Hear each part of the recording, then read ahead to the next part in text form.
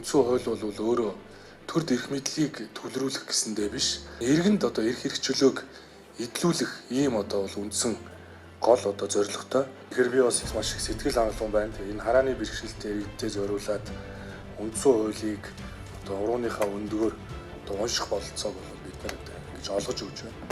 Барайл үсгээр хэвлэж нийтийн хэрэгцээнд зориулж өргөж байгаа нь бол одоо тэгш боломжийг хангах ийм одоо зорилготой ажил. Ард хавсралтан дээр нь үндсэн хуулийн дуун хөрвүүлэг буюу одоо сонсдог хэлбэрээр QR кодыг бас байршуулсан. Та бүхэн маань одоо үндсэн хуулиа сонсох бололцоотой болж байна. Хүний эрхэд маш мэдрэмжтэй хандж байна.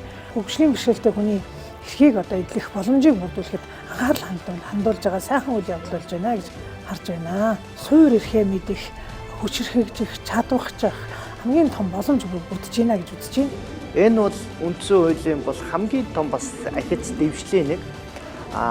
Үндсэн хууль эхлэхдээ байдаг Монголын бүх ард түмэн гэж байдаг тийм. За тэгэхээр энэ бүх ард түмэндээ хүрэхгүй байсан асуудал байсан уу гэвэл байсан байна. Тэр асуудлыг өнөөдөр байхгүй болгож өгөөд одоо ингээд Монголын бүх ард түмэн үндсэн хуулиа унших, үндсэн хуулиа мэдэж сахих эрхтэй болж байна гэсэн. Хэрвээ харахгүй байгаа хүн байвал сонсож болно. Эсвэл тэмдрээд уншиж чаддаг бол уншиж болно гэдэг ийм үйлдэл гаргаж байгаа. Үндсэн хууль буюу гол барьж байгаа хууль өөрөө хүртээмжтэй байж бусад хууль тогтоомжтой үлгэр дуурайл болно гэсэн нийтхэн.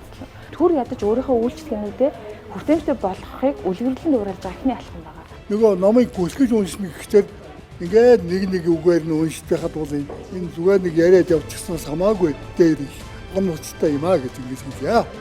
Энэ ингэж байна л да Монгол улсын үндсэн хууль тэгээд 1992 оны 1-р сарын